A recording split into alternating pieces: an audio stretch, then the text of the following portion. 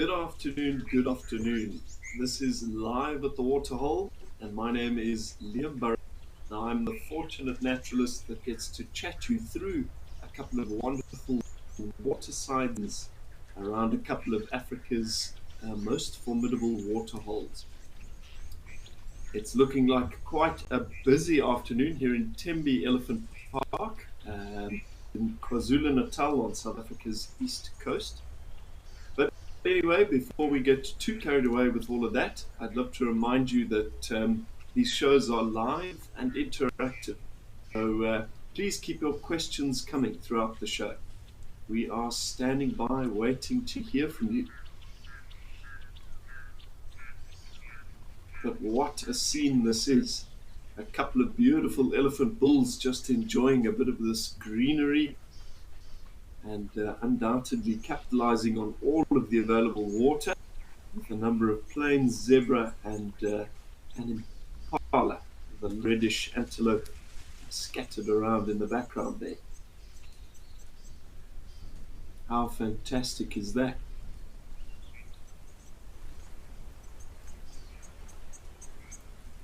Now, this Tembe Elephant Park really has been a hive of activity in recent Live at the Waterholes shows. It's always a joy to pop in here. Oh, I'm just noticing a giraffe in the background there as well. Didn't even see that. Kind of just above the elephant there, buried in that canopy. So absolutely, there is life all around us. And one thing you can be sure of, uh, water means life. And wherever water is prevalent, you'll find life in many forms.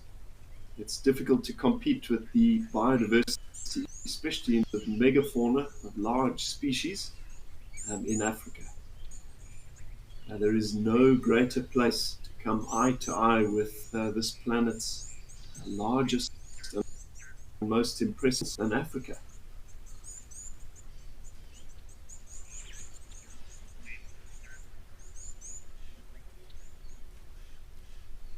And some warthogs there as well. There is all sorts going on here. It's looking like quite a nice sunny day here at Tembe, and I think that is also true of our Live at the Waterhole locations this afternoon. Cool, slightly cloudy conditions. And speaking of such things, I think it's now time to check out the weather.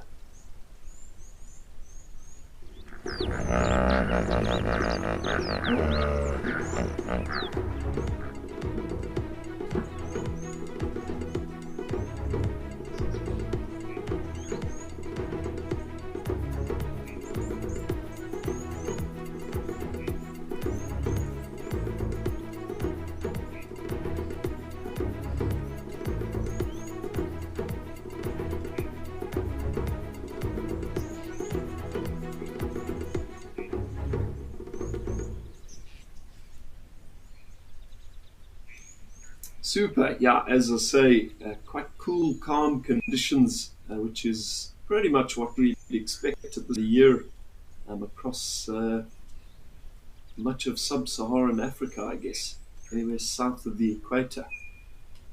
We are, after all, kind of transitioning into our dry season now. But you wouldn't believe it, looking at Tembe, the rainfall this year has been extraordinary. Everything's looking beautiful and lush, lots of water around.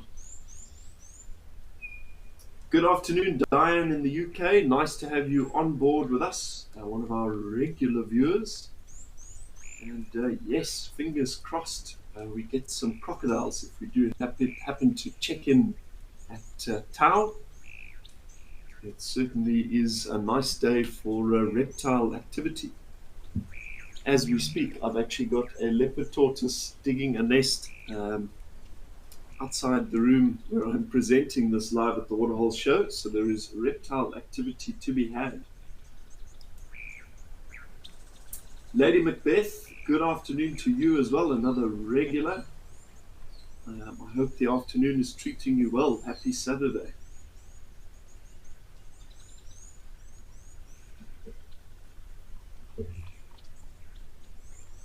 And these elephants are such a staple for us, a safari staple. Hours of exciting viewing can be had spent in the presence of these magnificent grey giants.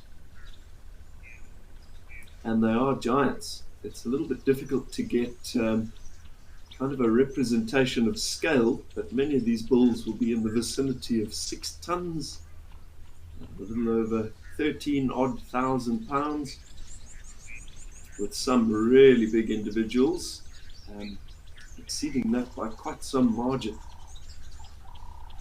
8, 9 tons is not out of the question for an African elephant bull. And that gives them the title of the heaviest animal to walk anywhere on land.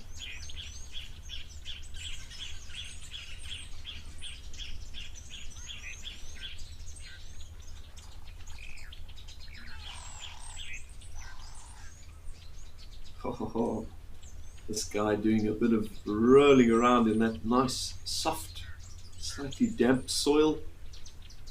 And of course, wherever there is mud present, elephants are always very happy to do a bit of wallowing and splashing. Their skin is formidable. It's pretty thick, certainly up to an inch thick in some places on their backs, on certain parts of their legs. But in other places, it's velvety soft and very, very thin. So they can be vulnerable to bites from flies, to damage from the sun.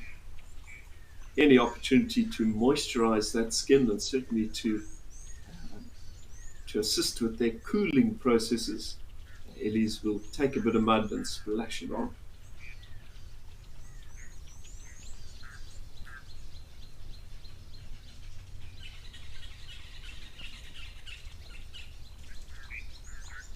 And you do see the formation of these craters where elephants kind of congregate around these waterholes.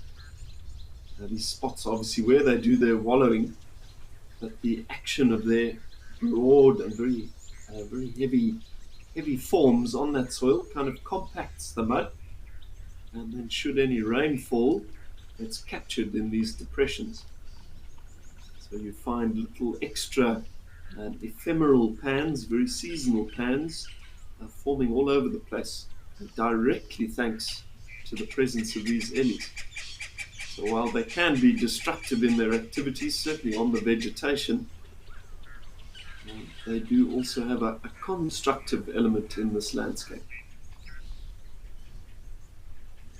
Quite nicely, they're sometimes referred to as the gardeners of Eden, the custodians of this landscape.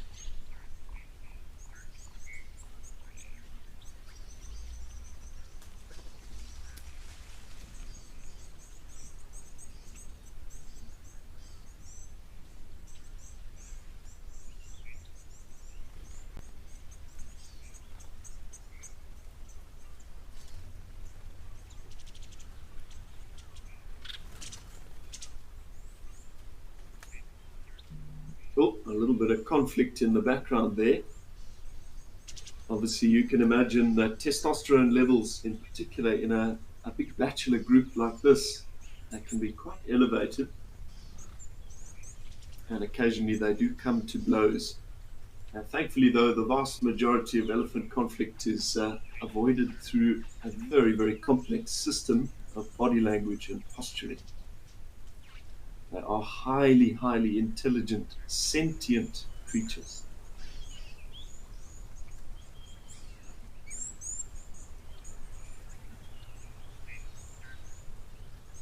Ashley, good afternoon. Ashley has asked if I know how many elephants actually exist here. Ashley, I don't have an exact figure for you, but it is in the region of a couple of hundred animals. Now, Tembe is not an enormous reserve, so it can probably only sustain what it's got now. Obviously, for a reserve being completely fenced on all sides, somewhat restricting the movement of large animals like elephants, and not even somewhat, totally restricting the movement of those animals. It's very limited in terms of the densities of animals that it can actually support. If there are too many elephants, the vegetation really does start to suffer. It's not the elly's fault, it's just kind of what they do, but they do tend to push over trees and eat all the grass and everything. And that can obviously put a lot of pressure on the other species that they share this habitat with. So it is a fine balance. Danny asks, how do we measure intelligence in animals? Thanks very much for that, Danny. That's a very, very good question. You've also asked, would I say elephants are the most intelligent? Danny, I think the kind of for some of the intelligence on Earth, and elephants are certainly up there, but the most intelligent of our wild animals are probably some of the primates. Things like chimpanzees, gorillas, which we're very lucky to have in Africa as well. I think one of the big indicators of animal intelligence is tool use. It's something that's very well documented in disease in places like the Congo, much closer to Africa's equator. But yeah, elephants are certainly up there. While they may not be known for tool use, as far as large herbivores go, they have immense capacity for emotion and certainly social intelligence. In truth, elephants actually have sectors to the brain that are more developed than we find in ourselves. So they're reckoned to feel emotions more intensely. Certainly, we see that in their connections with one another. They're very, very famous for their capabilities in terms of their memory. We know that their relationships can last their entire lives. An elephant cow giving birth to her first calf at the onset of puberty, so it's probably somewhere around the age of 15, will almost certainly have that calf still by her side when she passes away naturally in her 50s, especially if that calf is born female. So, 40-odd year relationships. Those are arguably comparable to those of ourselves.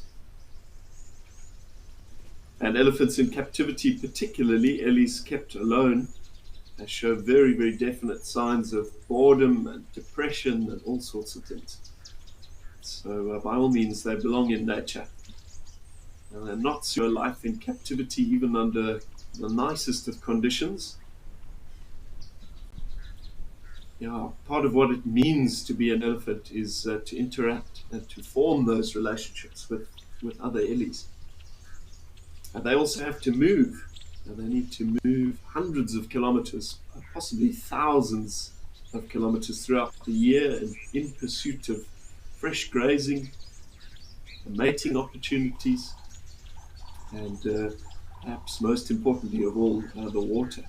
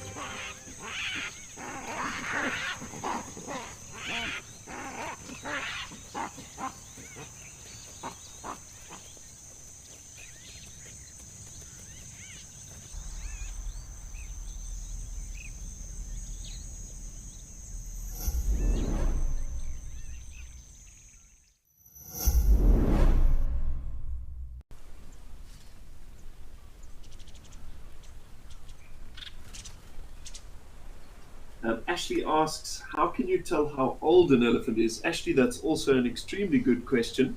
It can be a bit tricky. Um, to some degree, we can gauge it based on their size. Um, a fully mature male elephant kind of stops growing, so he's going to be kind of um, the tallest that he will be in his life, probably at the age of 35 to 40. So if we take a look at a male, and he's definitely sort of in the region of 6 or 7 tons in terms of weight, 12 foot tall at the shoulder, we can say he's at the very least 35 or 40. And then you can look at slightly more distinct features. So elephants have this kind of curtain, as it's often referred to, on the rear side of the ears. And you can see that demonstrated quite nicely by these two big boys. And that curtain continues to grow as the elephant matures. So the lower that actually hangs, the older the elephant is. But again, this is all kind of a guesstimating type process. I wouldn't quite call it a science. So it comes with a bit of experience. And certainly looking at very, very old elephants, kind of in the twilight, or towards the end of their lives, the lumps and bumps on their head certainly pulls. All of those ridges and troughs become a lot more pronounced, a little bit like a very elderly human.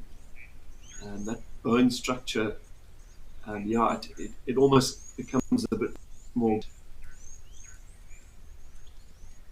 But yeah, you certainly have to look at thousands and thousands of elephants and be doing it quite regularly to get it right.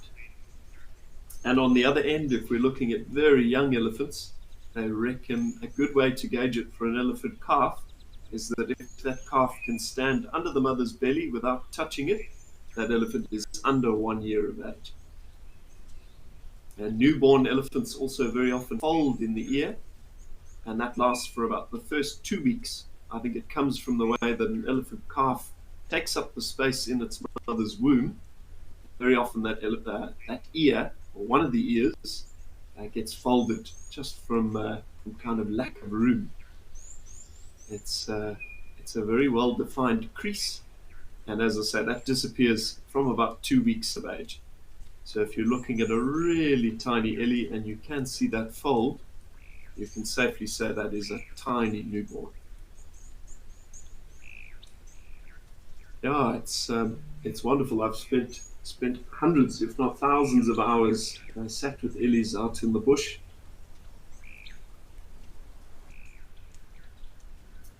Ants says these elephants seem to be standing in shallow holes. Ants, I think you must have just joined us. We chatted about that a couple of minutes back, and you're quite right. So these ellies will come up to a puddle standing on the surface. They kind of churn it up with their feet in an attempt to mix some nice soft mud, which they splash onto their skins, just as we're seeing demonstrated by these two bulls in the center. And gradually over time, as they return to the same spot time and again, these holes are deepened, broadened, and there's an element of permanence now. Now these holes will never be fixed, and when heavy rain falls, they fill up with water.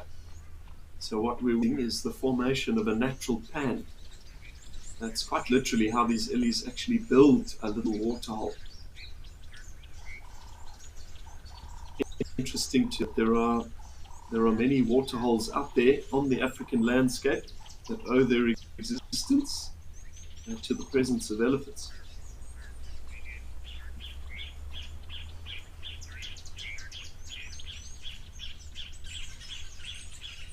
Ants, not at all. No need to apologize. Just happy to repeat. Yeah, wonderful to have board with us.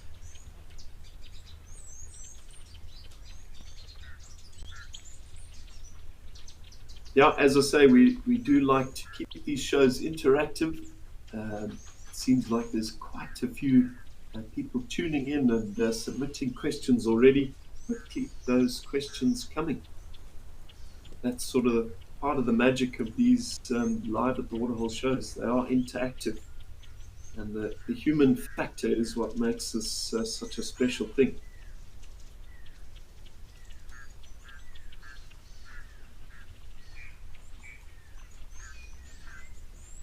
Well, done with a bit of wallowing now. It seems like these bulls are going to head off in the opposite direction, but we'll keep an eye on them. An elephant, after all, has a full-time job collecting enough food to survive, and that takes up to 18 hours out of their day. And do the maths, out of a 24-hour cycle doesn't leave a whole lot of time for other stuff, certainly for sleeping. And it's reckoned that they only get as little as an hour a day, perhaps slightly less, maybe slightly more. But yeah, not much need for sleep. And in that 18-hour feeding period, Ellies will consume up to a quarter ton, so well over 500 pounds of vegetation, certainly for a big bull, every single day. Much of which comes through their digestive system basically undigested as nutrient-rich fertilizer. So once again, even though Ellies are somewhat destructive, they are enriching this environment in the same breath.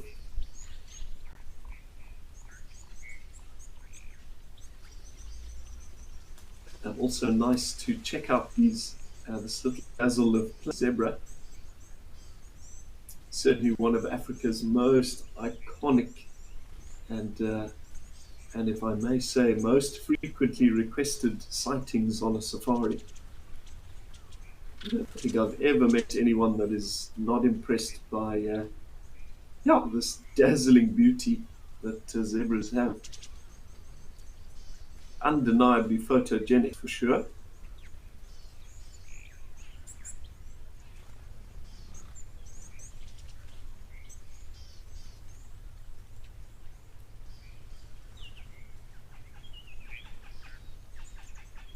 And these 4 or 5 are in peak condition. It's been a very, very good season for the herbivores.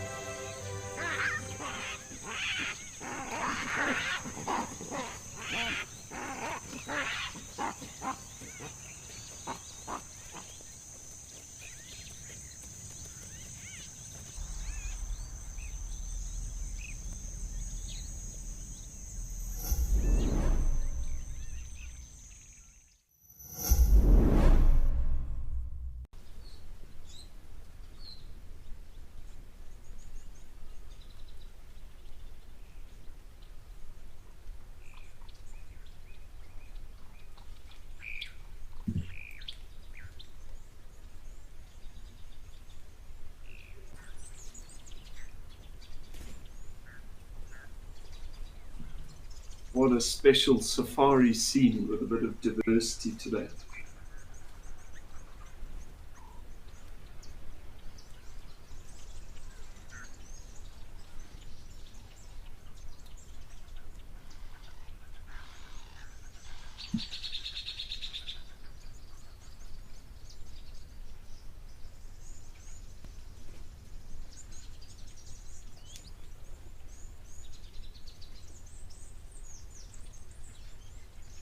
Cheetahs and other animals says this is amazing. Isn't it just? Now, talk about a picture perfect scene, a little oasis out in nature.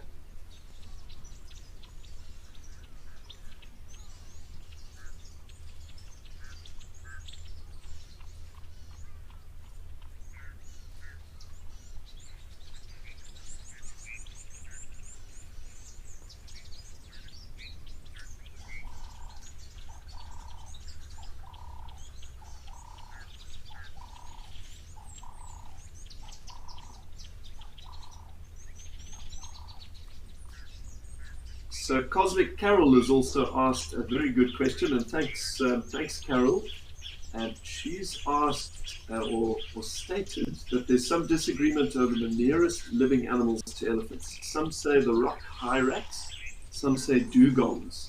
So for anybody who doesn't know, the rock hyrax is the little mammal that we occasionally see on one of our feeds, big stony beach along South Africa's Cape Coast. And dugongs, which are also in other parts of the world referred to as manatees, I think in North America. Now, Carol, a very, very good question. To my knowledge, the closest answer would be the rock hyrax. And certainly in Africa, it makes sense that divergent evolution has given us both. But in the same breath, I guess visually, there are a lot more similarities between the elephant and the manatee or the dugong. And in truth, I think a lot of these answers have been lost in the millions of years gone by. Perhaps as science improves and studies of genetics and that sort of thing, we'll have more definite answers to big burning questions like that. Yeah, it's a bit mind blowing that the little rock hyrax or the dussie to some South African is connected at all to the elephant. They look more like little furry guinea pigs, rodents, something like that. But in fact, the connection is reportedly quite close. They've got very similar foot structure, and the tiny hyraxes, only 3 or 4 kilos in size, even have a little set of tusks in their upper jaw. Yeah, a bit bizarre.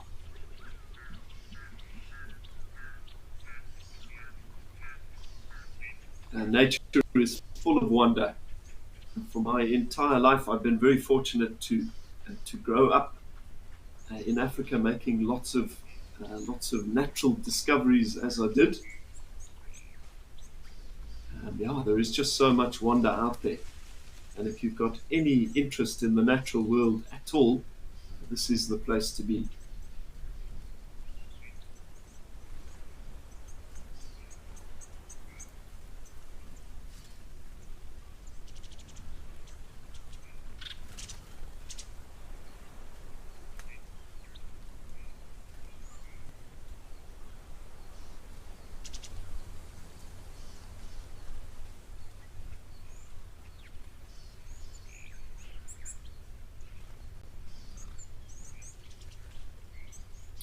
Alrighty, well, let's go now to Tau, which is a waterhole and a lodge up in Madikwe. I'm on the opposite side of the country to Tembe to see what's happening there.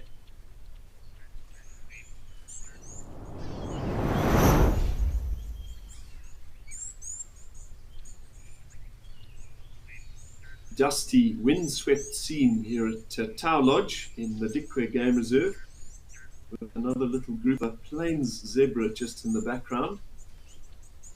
Now things are not quite look as lush as Tembe here at Tau. I think the rainfall this year has been somewhat of a disappointment.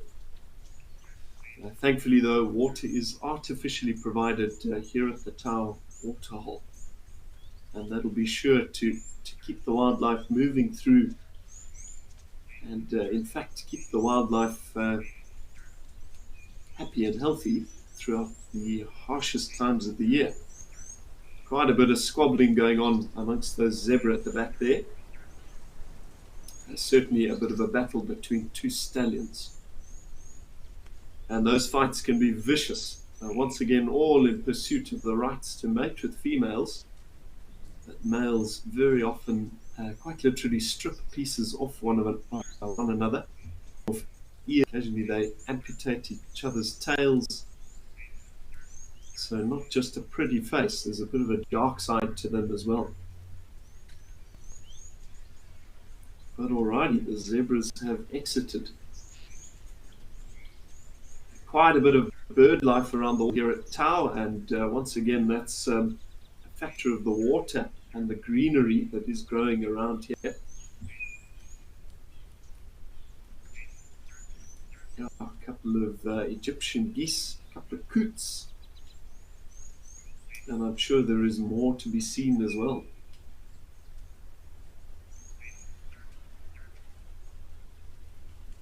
Keeping an eye out for our crocodile residents. Everybody's basking in this sun this afternoon.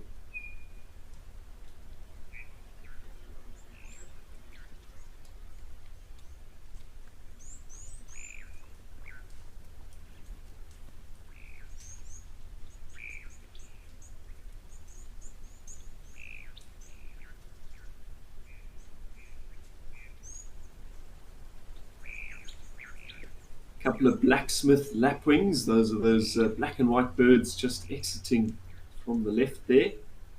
Very often seen around the waterholes here in Africa.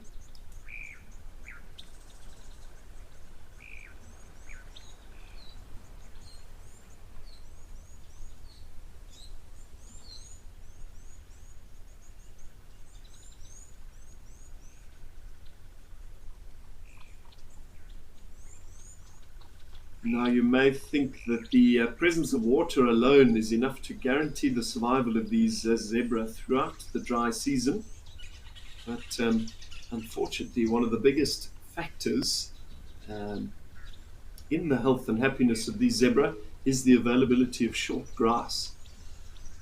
And while water may be provided artificially if rains have been really, really bad, and we are unfortunately faced with another drought situation, if they can't find enough food, things can get very, very tricky for them.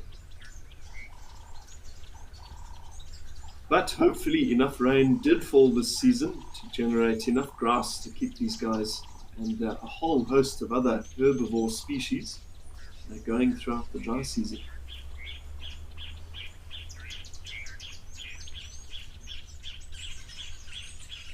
Africa does seem to be gripped by these short-term cycles of wet and dry. We get 3 or 4 great years of rainfall. The animals do extremely well. We see surges in numbers of basically everything. And then we hit another dry cycle. Times get very tough, and those populations are thinned out once again. It's a pretty terrible thing to witness, one of those drought years with lots of animals suffering and lots of death. But in some ways, if you look at the bigger picture, it's almost a self-regulating system. So Mother Nature quite literally weeds out the weak in those tough times, ensuring that only the strongest and fittest remain and are allowed to breed. And that's a story as old as Earth itself. It's been going on in the wild for quite literally billions of years.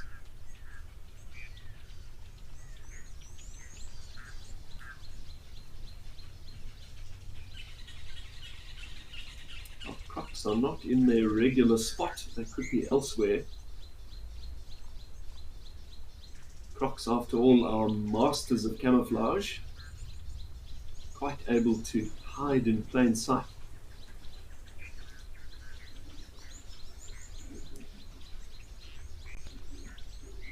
And of course, when they are in the water, when they surface, and they only need to come about an inch out of the water to get their eyes, ears, and nostrils above the surface. So they do tend to blend into these kind of lumps of mud and patches of floating vegetation, which makes them very adept at maintaining that camouflage. And I mean, if they're difficult to spot for you or me, we as humans have very well developed eyesight, and we have powers of imagination. So a human only needs to see part of a crocodile to have their brain put together the entire picture and go, right, crocodile there. Something like a zebra, an impala, an eland, a wildebeest looks at a crocodile's nose sticking out of the water, and its brain tells it, ah, must be Earth. So provided that crocodile doesn't move, that prey animal could come to within feet, and certainly well within striking distance of a large reptile hiding in ambush.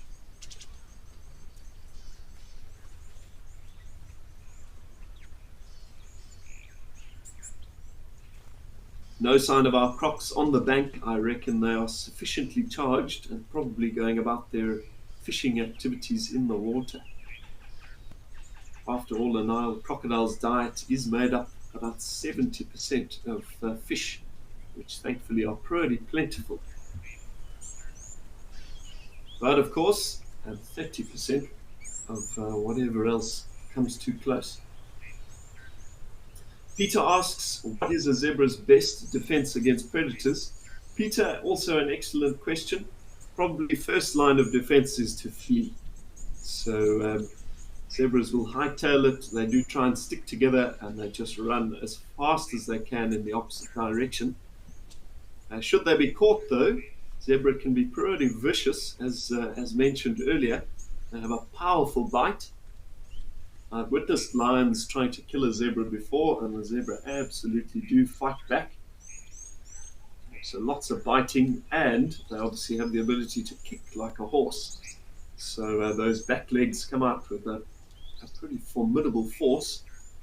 Certainly a well-placed kick to the skull of a lion, which on the hunt would be directly behind the zebra, could be absolutely fatal.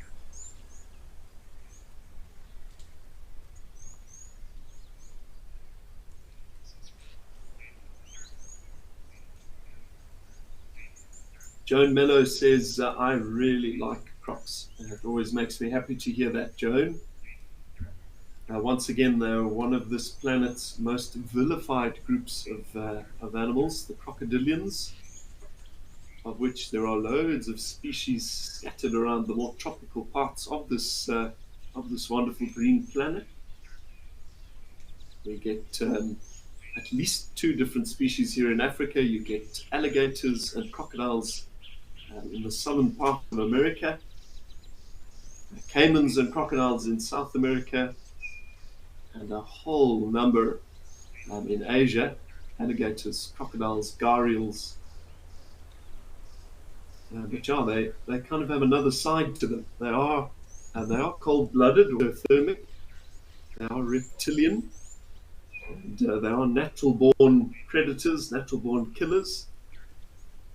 But they're an essential and very valuable element to the function of these natural landscapes. We need predators. In the absence of predator species, we have no regulating force on the populations of prey animals. So once again, it's a balance. Absolutely everything is connected. And if certain elements are removed from these landscapes, these biomes, certain natural elements, we start to kind of pull away at the threads that connect this vast tapestry all together. And it will absolutely start to decay. So we need umbrella conservation. We need all species protected for the greater good and the function of the entire system. There are countless little connections and little relationships between these species. little mutualisms. And we as humans seem to think we are kind of a separate element, often living in cities. And I think that's probably why this disconnect has formed. But make no mistake, we are part of nature as well. After all, we are primates. From nature we came, and from nature we are bound to return.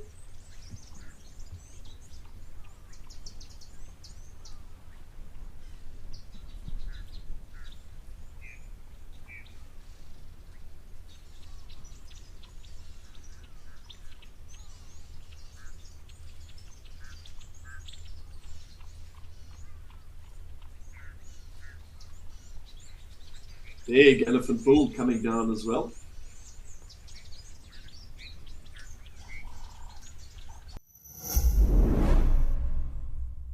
Oh, how time flies when you're having fun.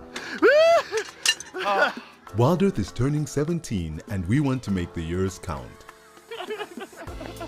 17 years of achievements, close encounters, and special memories. He's got it, and he's straight up a tree. Come along as we reflect on our top 17 greatest moments. Here's to more years of connecting you to nature. Wild Earth, connecting with nature.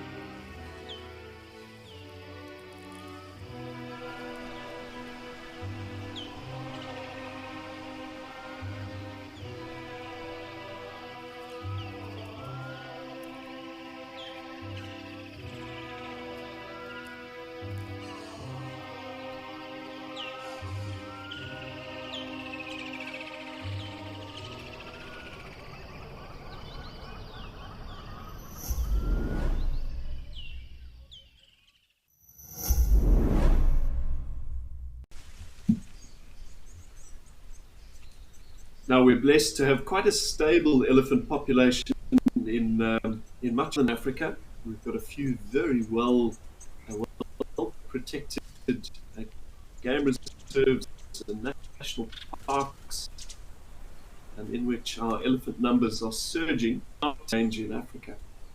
In certain reserves, in particular close to Equator and in parts of East Africa, elephants are in a lot of trouble. Quite bizarrely, the pursuit of those tusks by humans, by ivory poachers, results in the killing of an elephant probably every 15 minutes through the day in some parts.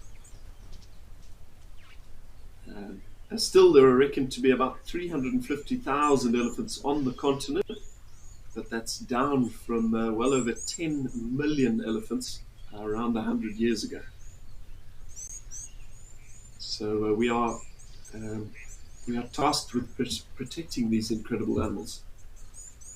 And as the custodians of the natural world, we must take on that duty, keep our ellies safe.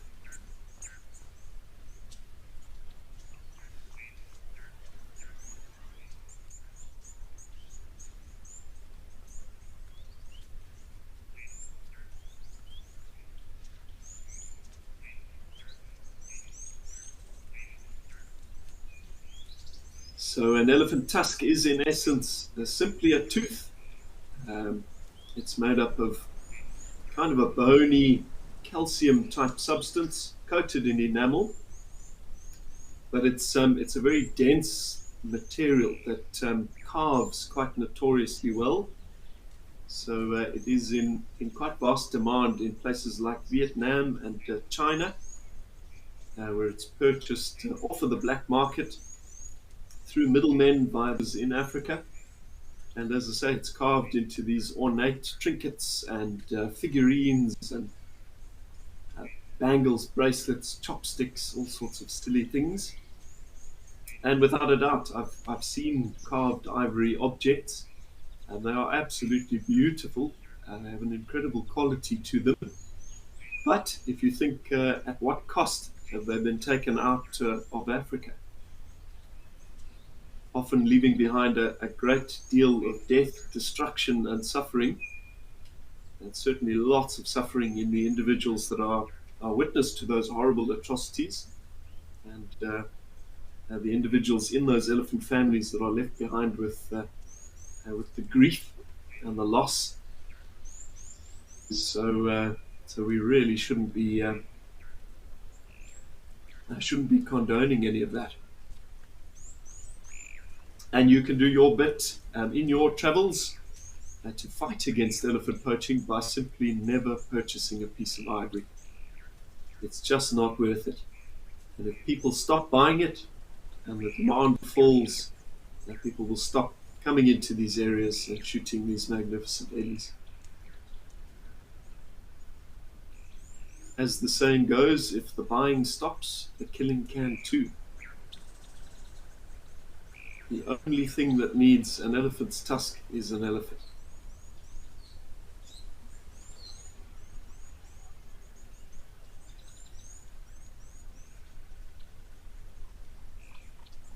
Now the ellies in this area don't seem to generate the largest of ivory tusks, and that's possibly one of the reasons that this area hasn't been a target of ivory poachers. But that's not to say that the situation couldn't change, especially with elephant populations in other parts of the world that are other parts of the continent that are more in the poachers' focus at this stage. As those populations decline, the poachers could quite realistically end up targeting other populations closer to our neck of the woods down south. Thankfully, you can be sure a lot is being done to prevent that. And there are teams of very brave men and women across the continent putting their lives on the line every day and night to protect these and a whole host of other threatened species. And they should have our support. It's often thankless, very poorly paid work, but I would say some of the most important work in the world. Long may these magnificent grey pachyderms survive. I certainly don't fancy living in a world where they don't exist.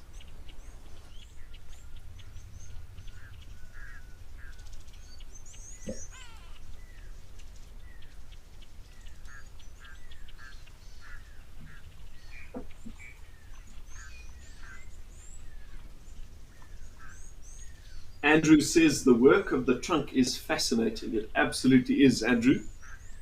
And that's a very, very complex organ made up of something like 20 to 30,000 radial muscles. So muscles all sort of circular, connected one on top of the other, with a vast amount of ligaments and complex linkages to their brain. And so complex, in fact, that an elephant calf takes well over a year to master that trunk. And certainly when they first arrive, the trunk seems to be like Peter Pan's shadow. It's like a separate entity that almost takes on a life of its own. And in truth, it is dexterous enough to move a fly or a grain of sand out of the corner of their eye, and powerful enough on the other end of the spectrum to assist that elephant to push over a massive towering tree that it hopes to feed on. In essence, it is the elephant's answer to a human's two hands.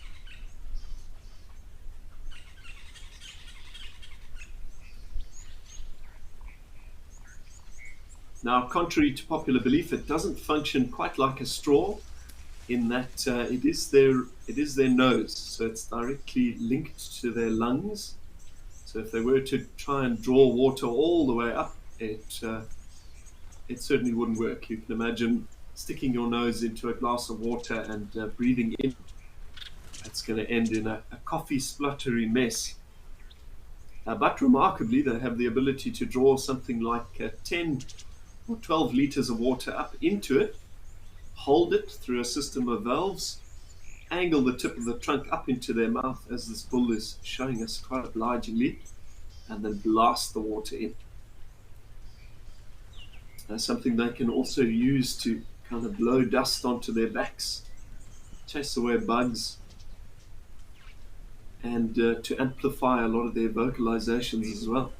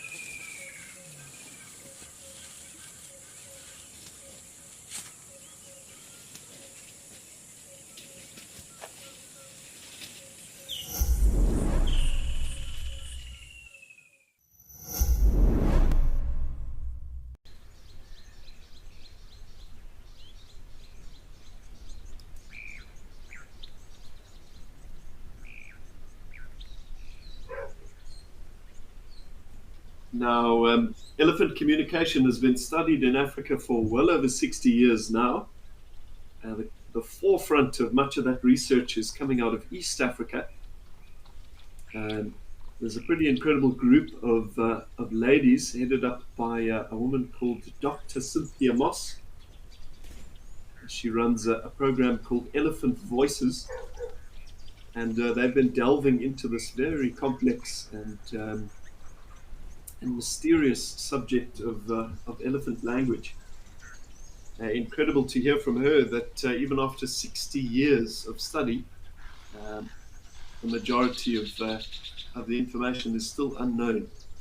It is a secret language. And yeah, perhaps in a way it's nice that some mysteries are never solved.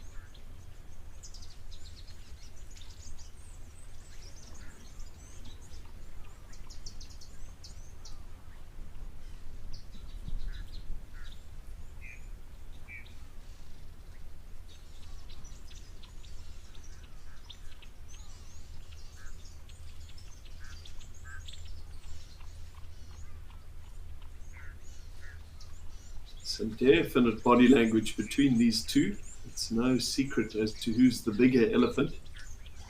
The chap on the left is the boss, but a very tender greeting, and that's quite typical of elephants that recognize one another.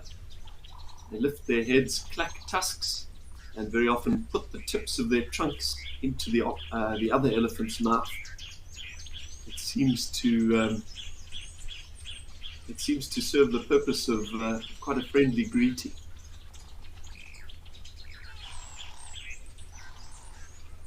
And elephants are supposed to be able to recognize rather, up to 100 other individuals in their population. So arguably quite similar to us humans. I did mention earlier that they have long-lasting relationships, and certainly they form friendships with other animals that they're not directly related to. Now, once again, cementing the idea of this importance of elephants being able to socialize. They have to be able to move around, meet other elephants, to interact in order to live any semblance of a full existence. An elephant in captivity, especially an ellie kept alone, that doesn't have the ability to have those social and emotional needs met, lives a very sad, hollow existence. So I think increased pressure has got to be put onto the various zoos that doubtlessly serve their purpose to start phasing things like elephants out. Gone are the days where we should be keeping animals in captivity purely for human entertainment. If you want to see wildlife, watch it on TV or pay the money to go and see them where they actually belong, in nature.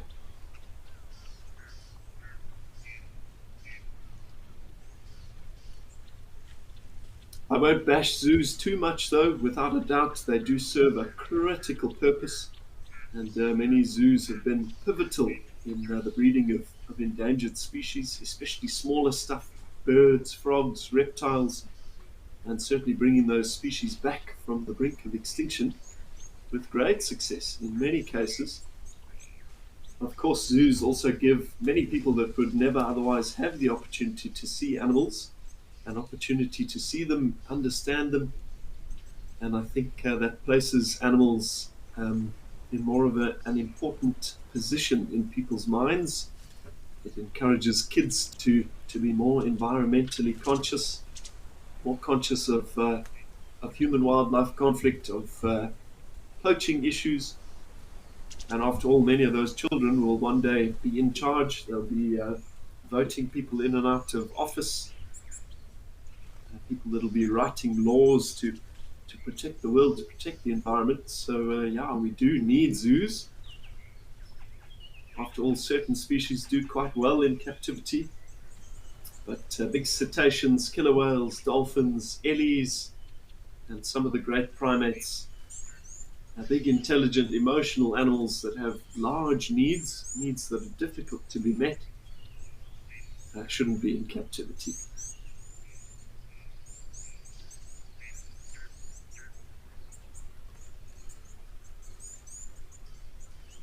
Zoos, after all, are businesses, and we as the consumers funding those businesses have the power to encourage change. It starts with us.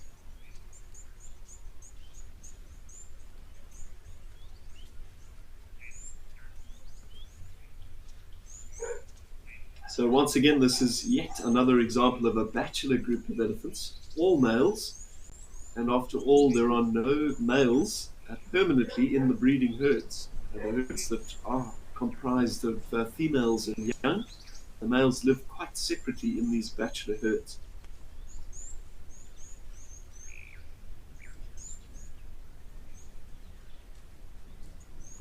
Yeah, as a female comes into estrus, as she kind of ovulates and becomes available to mate with, bulls will drift in, do the mating, and then they exit. And that seems to be the way that the females actually prefer it. After all, these big males, fueled by testosterone, can be quite boisterous. And I think arguably it would be quite easy to catch very vulnerable elephant calves underfoot. So the cows prefer to do their own thing. And the bulls seem to live quite happily lives in these bachelor arrangements. It's an incredible support structure on both sides, and there's a definite sense of community. Bulls tend to gravitate to one large male, which I think is this reddish chap off on the right. He's kind of an overseer and a mentor to a lot of these younger individuals. And when they come into these groups at probably 14 or 15 years of age, it's essentially a very confused and lost and hormonal teenager. And the big bulls serve a vital, offering guidance, offering comfort to some degree. And they mentor those young bulls into becoming sort of gentlemen. Teach them how to interact properly with the females, and the big bulls will even break up fights that get a little bit out of control. Joan Mello says all three elephants different colors. Absolutely, Joan. Well observed there. I think this big guy closest to us has got into a very muddy waterhole somewhere out there this afternoon. But the other chaps perhaps haven't had an opportunity to splash, hence the more grey skin colour.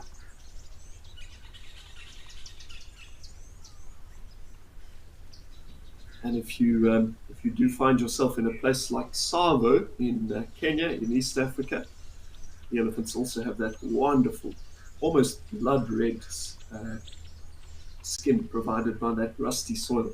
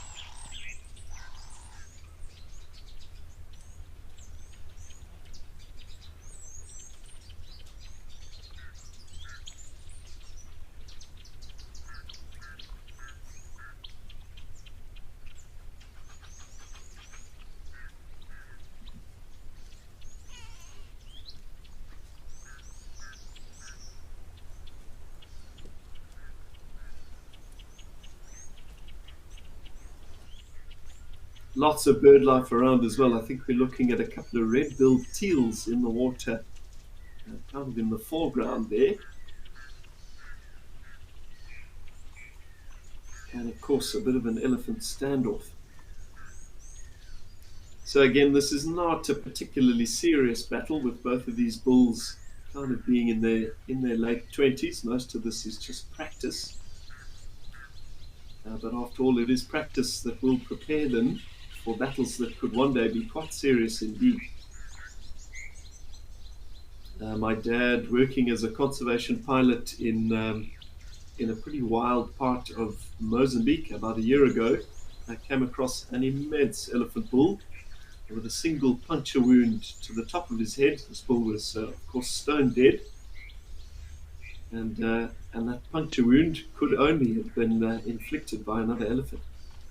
So perhaps a fight that just got a bit too far along between two bulls that were very evenly matched. And one bull dealt a fatal blow to the other. Certainly, on occasion, the action of those tusks slamming together can even chip them or break them off completely. And the tusks will never regrow, they continue to grow, but that broken one will always be a bit shorter.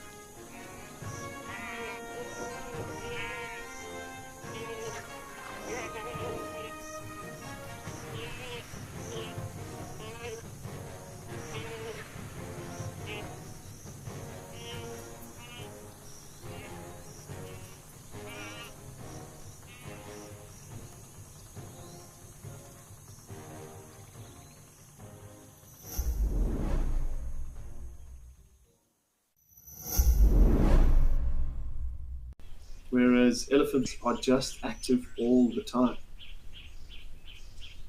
And there is so much behavior to interpret. I love them out on safari. Without a doubt, my favorite. You can sit and talk about them and witness them in amazement for hours at a time.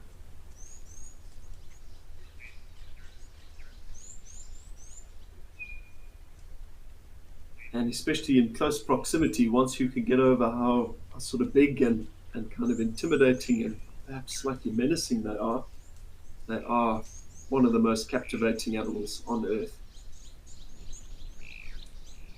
I've had guests literally brought to tears by close encounters with elephants.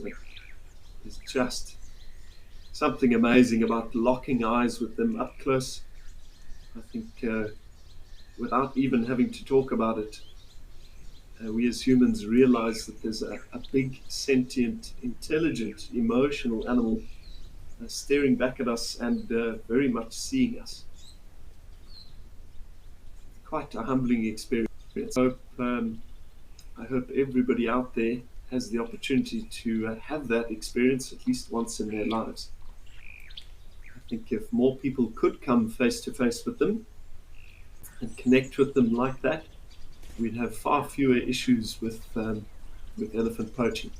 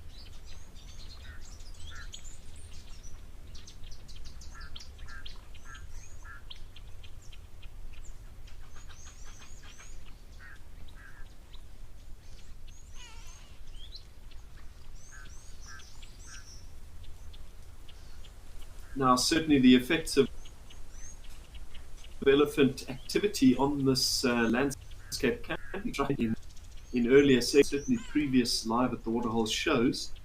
Ellies are big destructive animals, and they do have a habit of pushing over trees to access the shoots at the top and the roots down below. And certainly in excessive quantities, healthy concentrations, elephants can be devastating to a landscape. The landscape also needs the elephants in terms of its healthy function. There are no better seed dispersers than the African elephant. Obviously, they feed on the fruit of a fruiting tree here somewhere. In 10 hours, those seeds could be deposited in that elephant's dung 30 or 40 or 50 kilometers away. So the elephants need the trees as much as the trees need the elephants. And if you look at the function of the Congo ecosystem up on Africa's equator, where the much rarer African forest elephant occurs, now the Congo, after all, being one of this planet's greatest carbon sinks, so responsible for absorbing the carbon that's causing all of the climate change issues.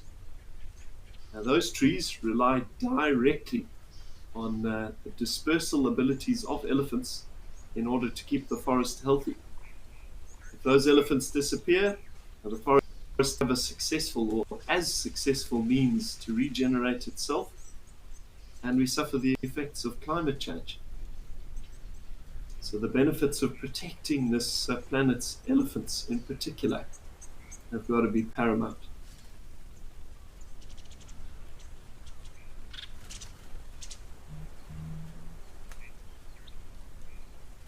Yeah, I certainly don't fancy a world where we can't look out at scenes like this, with elephants roaming as they have done for hundreds of thousands of years.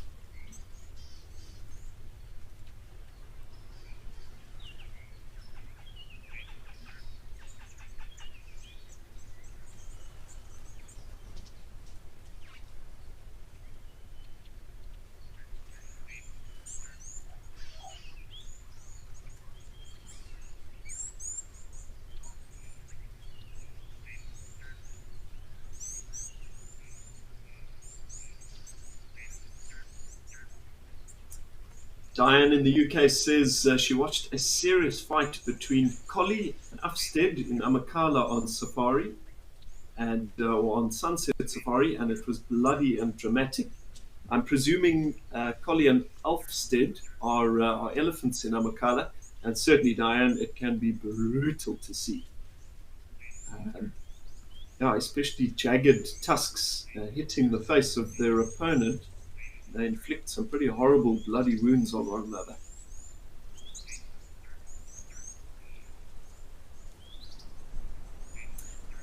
Alan in the UK, good afternoon there, sir. Alan has asked, or rather said, he was shocked to hear that a snare had been used, and are the animals not protected? Alan, they absolutely are, but the snares are sort of the bane of the existence of the conservation forces in these wild places. For anybody who doesn't know, a snare is often a wire trap. It's set quite passively out in the bush, often on a well-used game trail. It's anchored at one end to quite a strong tree that an animal is not going to be able to uproot, and then it is kind of stood erect in the animal's path. Very often these snares are intended purely for meat purposes, so it's people on the edges of these wilderness areas kind of breaking in, hoping to kill something like an impala or perhaps a buffalo for meat, for food. But obviously the snares don't discriminate. They will catch whatever steps into them, and that might be a leopard, as we've seen recently in the Sabi Sands. It could be something as large as an elephant, and it steps into that trap, or puts a body part like a front leg through. The snare tightens, and then that animal obviously panics, thrashes around. The snare rapidly cuts through the flesh down to the bone, potentially leaving that animal to suffer for days and days before its ultimate death. It really is awful. Thankfully, many of our rangers in these protected areas go out on snare patrols to try and pick up those snares, but it's often impossible to get all of them, and new snares are set all the time. So it's got to be a kind of a consistent and constant effort to keep them out of the bush. Thankfully, for many really well protected areas like Tau, snares are a decreasing problem. But certainly in some areas, it's a big issue. If the conservationists can't find the animal in time and sort of tranquilize it, give it the medical attention it needs, animals suffer. They lose limbs, if not their life. It is an archaic and absolutely brutal means with which to kill something. Hello, Giraffe Girl. Giraffe Girl says, sitting in a herd of elephants is an experience that brings a total sense of calm over me. It's a humbling experience. Giraffe Girl, you've hit the nail on the head. I've always said that spending time with elephants gives me the same feeling that I get sat on a quiet beach or kind of in the shadow of a towering mountain, or perhaps even a crackling campfire. There's a sense of something out of our control, quite beautifully so. Now, there's immense power there, and it's a bit hypnotizing, a bit mystifying.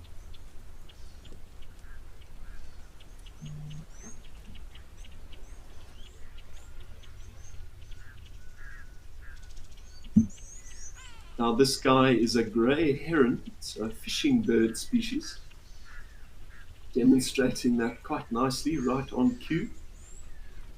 So as he wanders through this kind of submerged grass, he's hoping to flush out a fish or a little frog, perhaps even a baby crocodile.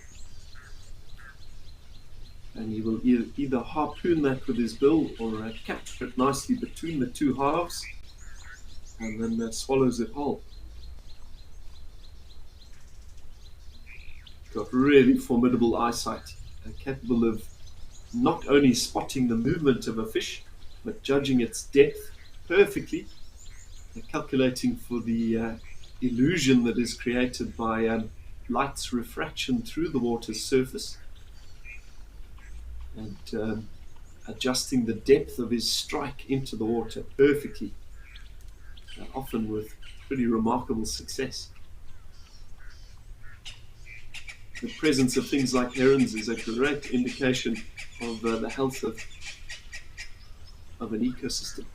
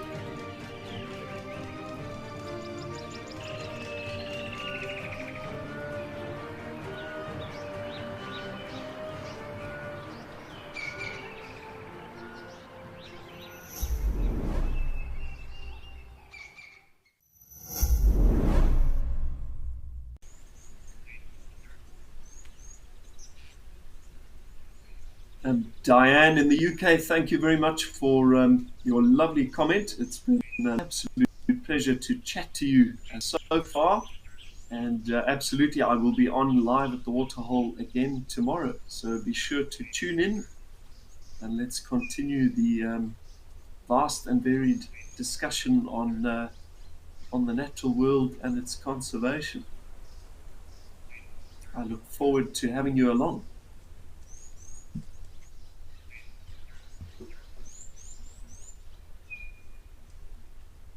Erin seems to be taking a bit of a break. Perhaps the fishing is a bit slow this morning. I know the feeling.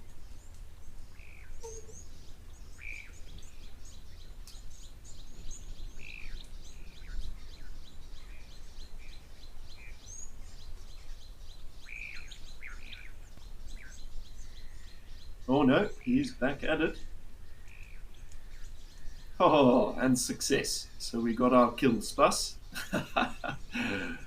Whatever it was tiny. Maybe a little fish fry.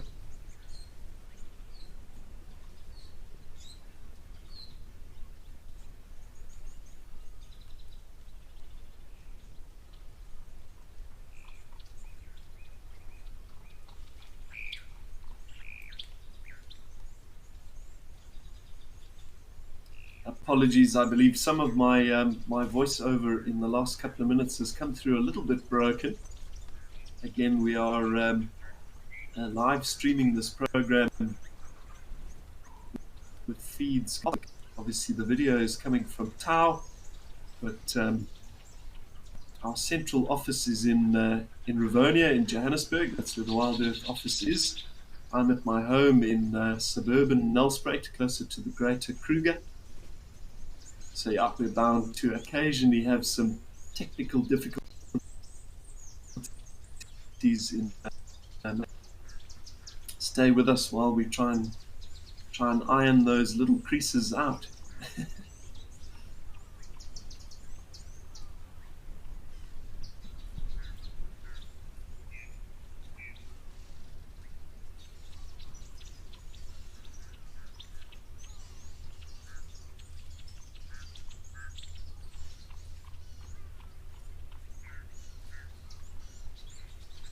Superb. Well, in the interest of keeping things moving, let's head over to one of my absolute favorite live at the Waterhole locations. In southern Kenya, let's check out Oldon.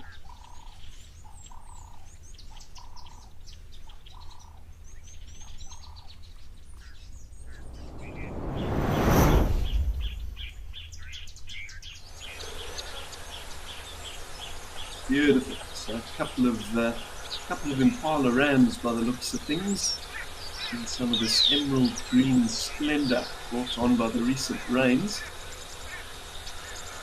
And these guys are having a very good season indeed.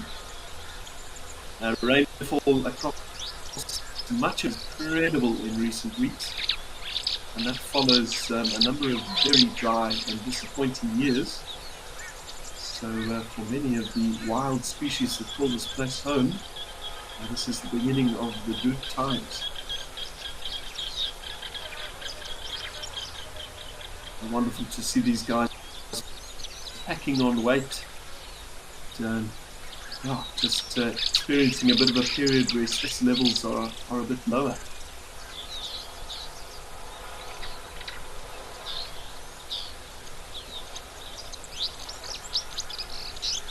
Always a good idea to have a bit of a scan around here at Oldonyo. It is, after all, home to some pretty incredible species. Incredible elephant bulls, a number of antelope species that we don't get anywhere else, and of course, some very attractive birds.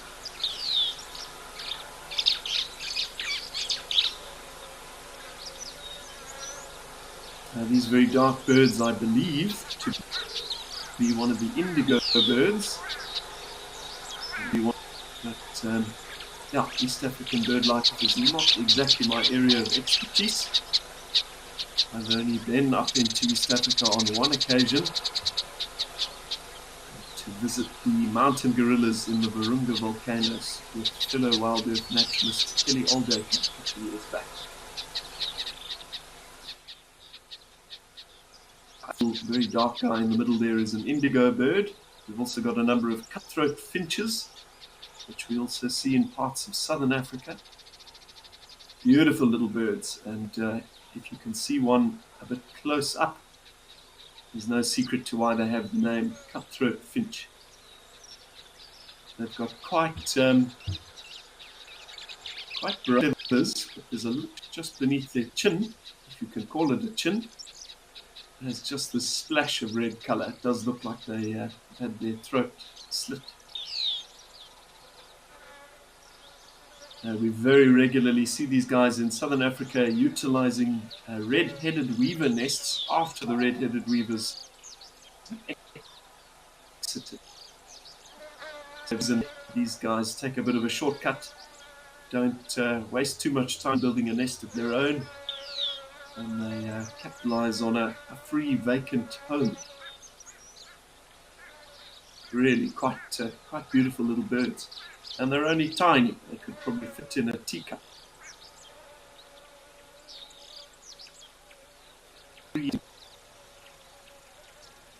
And sexual dimorphism between the sexes. So the male is the one with the red throat, and the female is a bit more drab. That's possibly quite beneficial to her remaining camouflaged when she's actually sitting on eggs. You don't want her spotted by after all, males have evolved to be that way and through the process of mate selection. So it's reckoned that the factors influencing those colors in males and the formation of these ridiculous tails and beautiful vivid plumage are affected by such things as testosterone and the males. So it's the male first, and that's the females to make good decisions when it comes to selecting a father for their chicks. Thus confirming Darwin's earliest theories of natural selection.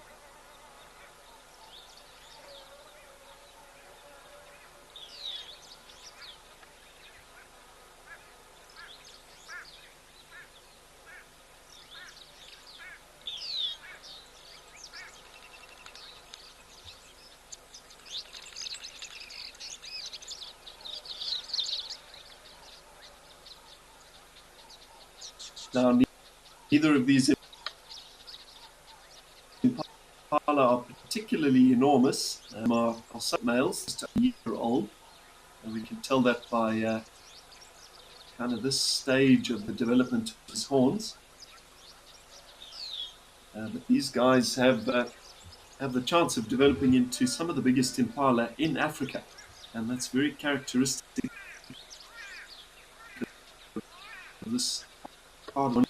Much of the rest of Kenya and Tanzania seems to be a melting pot for some of the biggest examples of antelope, elephants, buffalo, giraffes.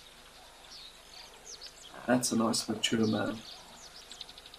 Doing a bit of belching, trying to charm that female.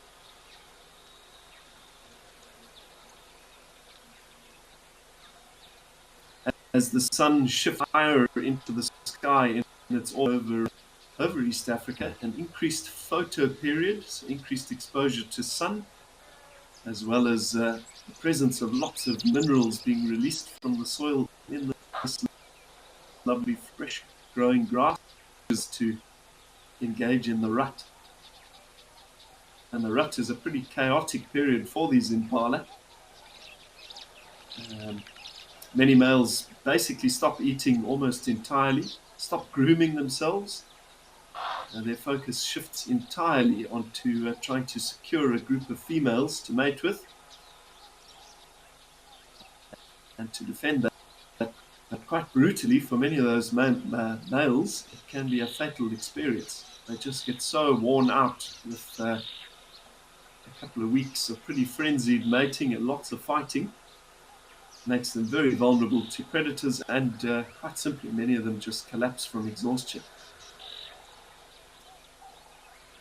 But it almost seems to prevent the monopoly on all of the females. Keeps that gene pool nice and mixed.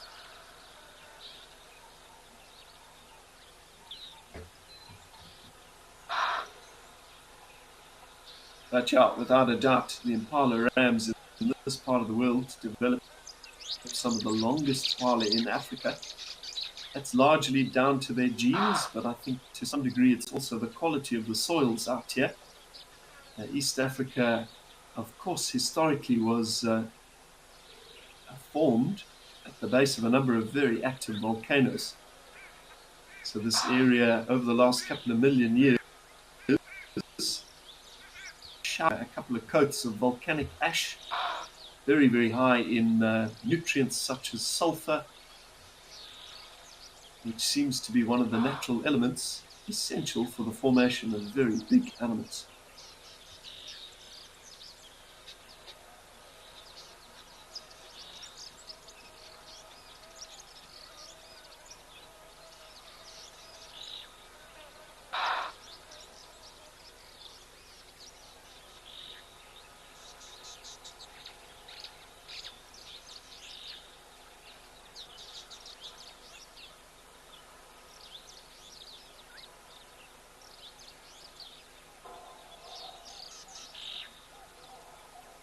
And you can see from those cumulations the moisture in the air, and the promise of even more rain is on the horizon. This is an extreme wet season for East Africa. Once again, though, as we're witnessing much further south of the equator, Africa is in the grips of a bit of a long-term cycle of wet and dry. Reduce drought periods, seemingly and quite frighteningly more and more regularly now, longer periods at a time, and then it's a deluge.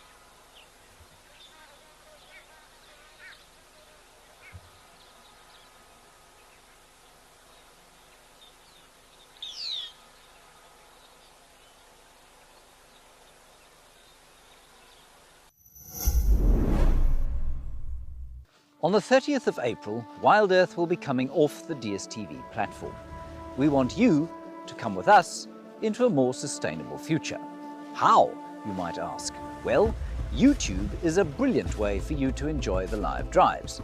Come to our channel and you can enjoy the live drives for free. Alternatively, join our membership program and you'll get an assortment of other wonderful perks. We'll see you on YouTube.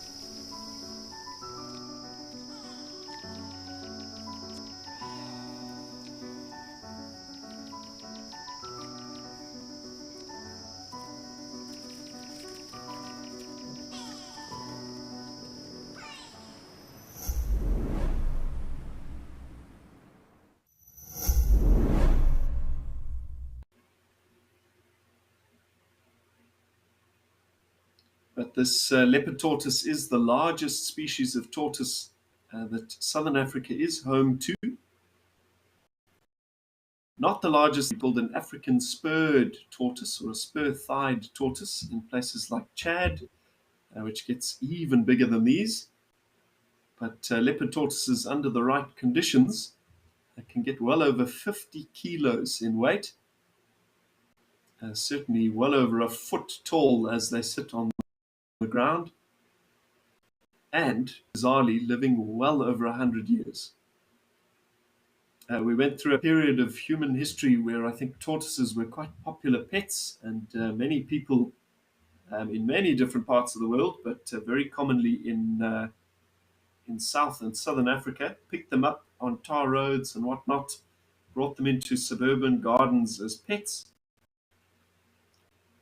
But the truth of the matter, the most wonderful pets, they do carry salmonella, so handling them is not recommended. And it's quite realistic that that tortoise is going to outlive you. So taking one on would be a lifetime plus commitment.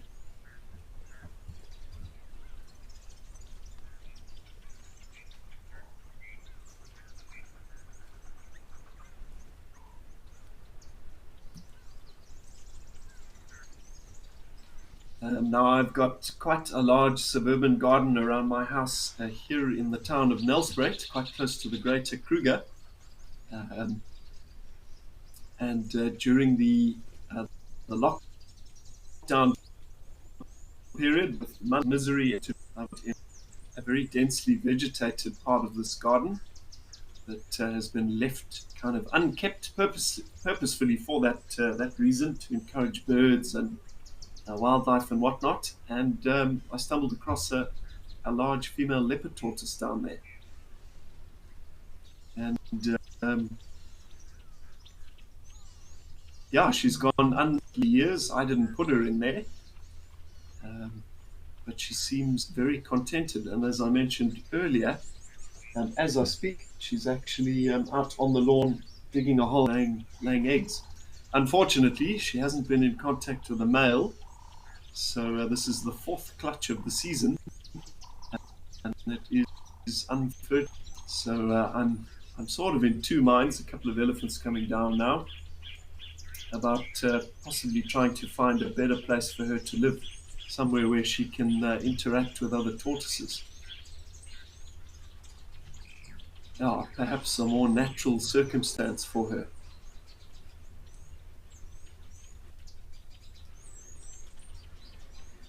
This does look like quite a large herd of elephants, and after all, this is a breeding herd, so headed up by that very large female center stage now, large tuskless cow. And this is a permanent family unit, all based around long-lasting bonds between female family members. Female elephants are in an almost permanent state of pregnancy, and they consistently are some of the best mothers out there. Wonderful to see after we've viewed a couple of bulls in places like Tembe and the town as well. Nice to see the other.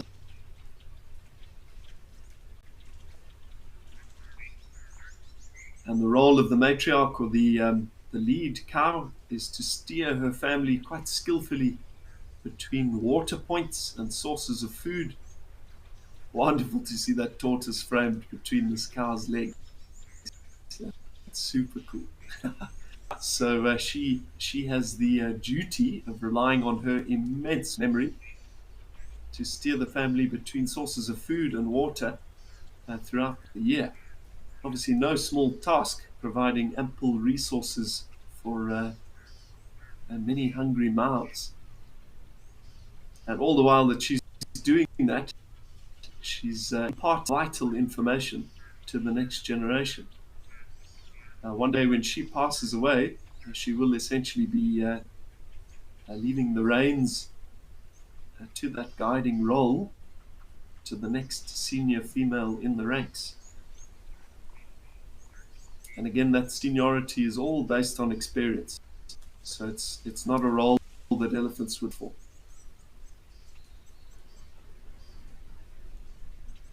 Age is everything, and that experience is very valuable.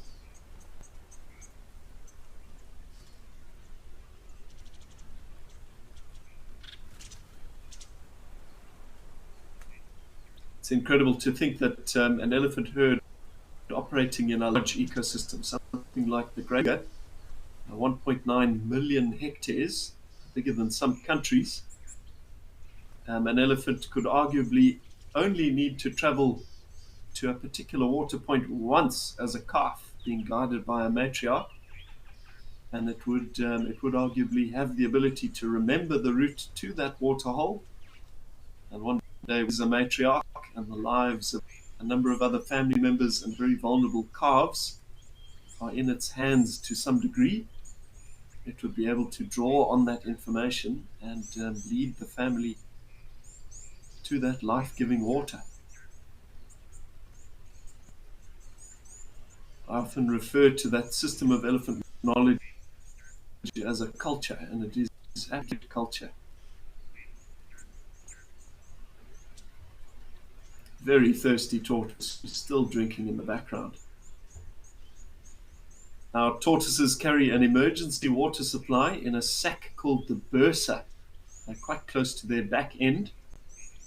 Now, that bursa sac is one of the biggest reasons why tortoises shouldn't be handled. You are quite intensely discouraged from picking up tortoises in any wilderness area because if you pick a tortoise up and it gets a bit of a fright, very often its defense mechanism is to pull itself into its shell, retracting its legs and its head into the safety of that carapace. It very often releases the contents of its bursa. That bursa, after all, is an emergency water supply. And if you've picked that tortoise up in a very dry period, it's not going to be able to replenish that water supply anywhere, often with disastrous consequences. If you think that tortoise has lived maybe 60, 70, or 80 years successfully in that involving predators and fires and long periods without food, you pick it up for your curiosity, it empties that sack, and in the following weeks it dehydrates and it dies. So yeah, wherever possible, you really shouldn't pick up a tortoise. If you do find one in an area where they tar road, possibly justify trying to help it across, but pick it up very gently. If you have to, carry it low to the ground, move it quickly, put it down and move away. That'll probably help to prevent it from releasing all of that water.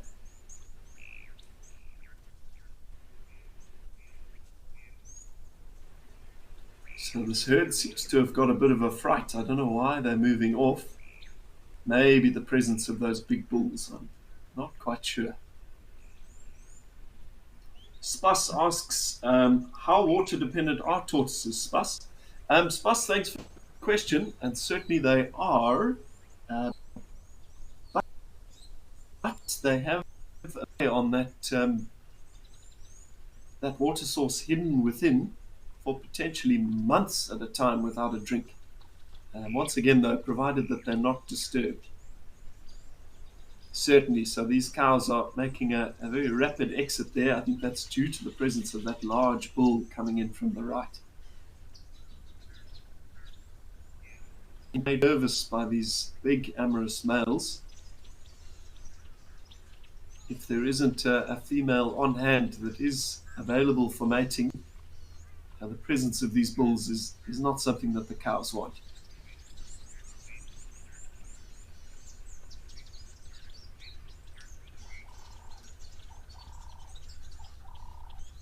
And he is females. The biggest of these cows is probably a 4-ton animal, and this bull is probably closer to 8. 8,000 kilos, 17,000 pounds, something like that.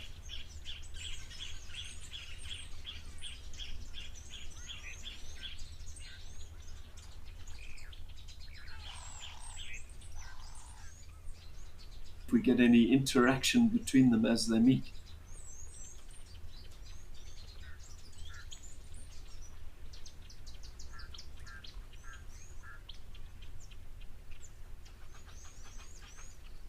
Oh, he towers over them, a huge male.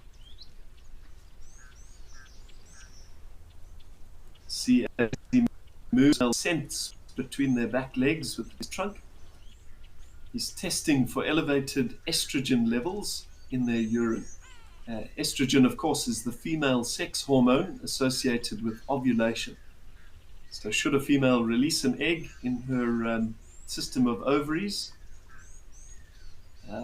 excess estrogen is excreted in the pick up on that straight away. But I think in this case the answer is probably no.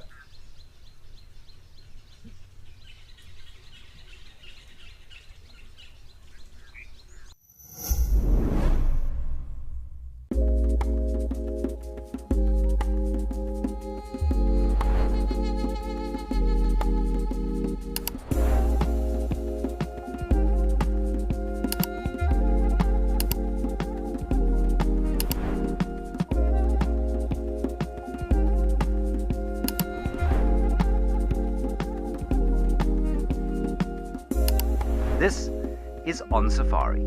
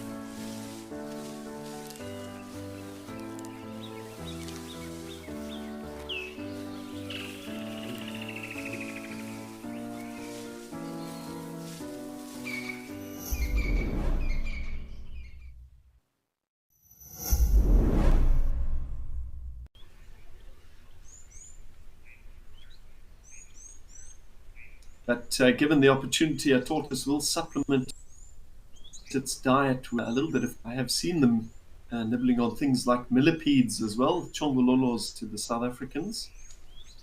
And access to calcium is imperative for the formation of their domed shell and the production of their hard-shelled eggs. The eggs of a leopard tortoise are about ping pong ball sized, deposited about a foot into the ground, probably about 4 times a year during the summer, which I've confirmed with the female that lives in my garden here at home. And should those eggs be fertile, they take a little over a year to incubate, and then they hatch as these perfectly ping pong ball sized mini versions of the adults. Are some of the cutest things to be seen. Off she goes.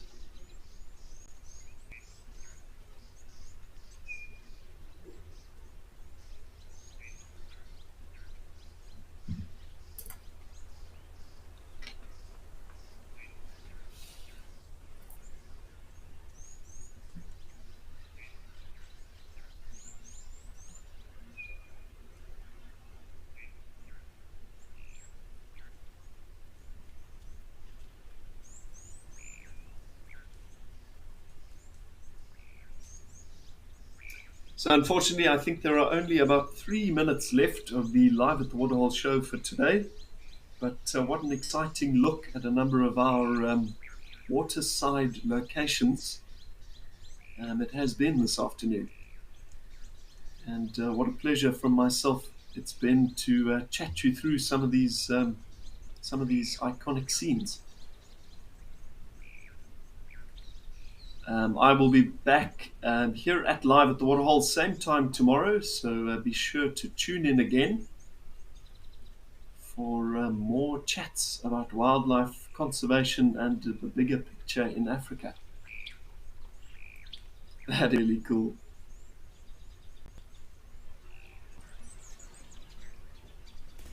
Yeah, you just never know what you get here at Live at the Waterhole, but it is almost always an exciting venture.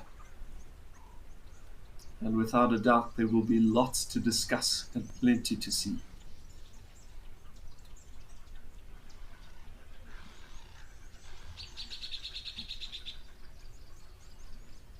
But from our greater Wild Earth and African team, bringing this program to you live from the other side of the world, it's been an absolute pleasure.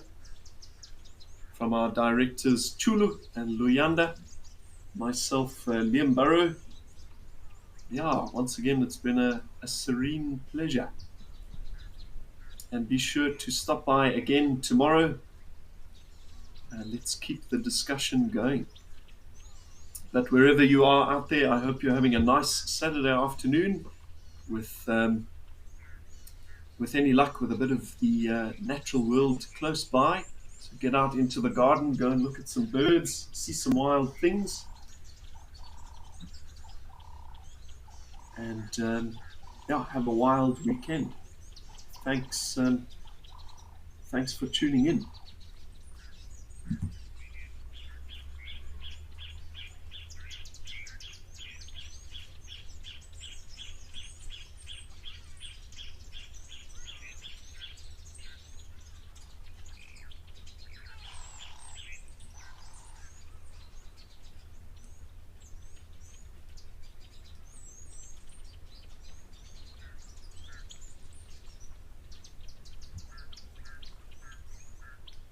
And Prairie Dog, hello to you, and thanks for tuning in as well. Another nice regular.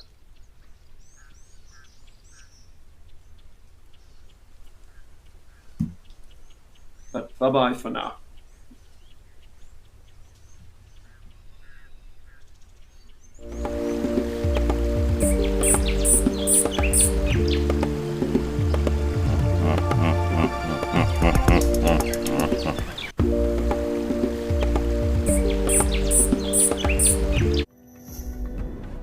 Hello and good afternoon, everybody. It is good to have you with us here. My name is Amy, and behind the camera with me today is Mpho, and this is On Safari.